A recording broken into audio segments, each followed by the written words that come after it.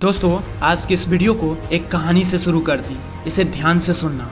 एक बार एक युवक को संघर्ष करते करते कई वर्ष बीत गया, लेकिन उसे सफलता नहीं मिली और अंत में वो काफ़ी निराश हो गया।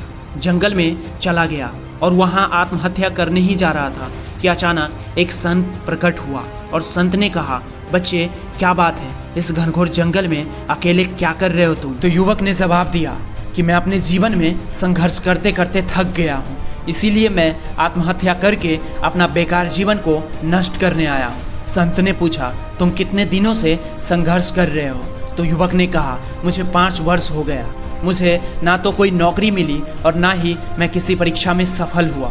संत ने कहा, तुम्हें नौकरी भी मिल जाएगी और तुम सफल भी हो जाओगे, कुछ दिन और प्रयास करो, निराश न हो। तो उस पर युवक ने कहा, मैं अब किसी योग्य नहीं हूँ, अब मुझसे नहीं होगा।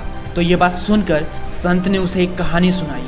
संत ने कहा, ईश्वर ने 2 पौधे लगाए, एक बांस का और दूसरी फन का, पत्तियों वाला। और फन वाले पौधे में कुछ ही दिनों में पत्तियां बाहर निकल आई और फन का पौधा 1 साल में काफ़ी बढ़ गया, जबकि बांस के पौधे में साल भर में कुछ नहीं हुआ। तो ईश्वर निराश नहीं हुआ। दूसरे वर्ष में भी बांस के पेड़ में कुछ नहीं हुआ और फन का पौधा और बड़ा हो गया, लेकिन ईश्वर फिर भी निराश नहीं हुआ। और तीसरे वर्ष, चौथे वर्ष भी बीत गया।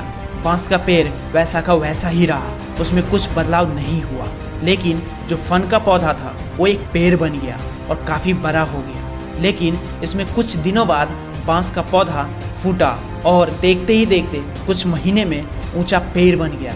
और यही बांस में 4 से 5 साल लग गए जड़ों को मजबूत करने में और विशाल जड़ें फैलाकर पेड़ बन गया। और संत ने युवक से कहा कि ये आपका संघर्ष का समय है, अपनी जड़ें मजबूत करने का समय है। आप इस समय को व्यर्थ मत समझो।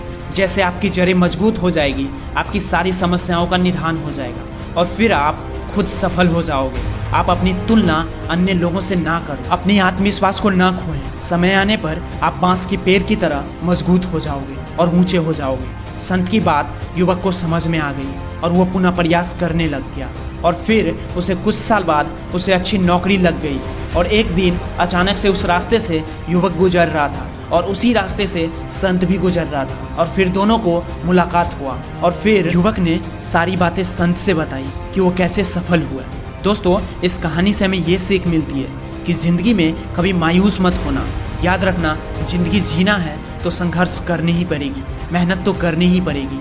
कुदरत ने पक्षियों को भी खाना देती है पर घोंसले नहीं, उन्हें भी खुद चलकर लाना पड़ता है। इसीलिए सफलता को गुलाम बनाने के लिए पहले गुलाम की तरह मेहनत करना होगा। और याद रखना, कुछ लोग दुनिया में कुछ ऐसा कर सकते थे कि दुनिया को इन पर नाज होता, पर सफ़र की पहली मुसीबत में ही हार मान लेते हैं। इसीलिए दोस्त, अपनी वैल्यू पहचानो कि तुम चीज़ क्या हो।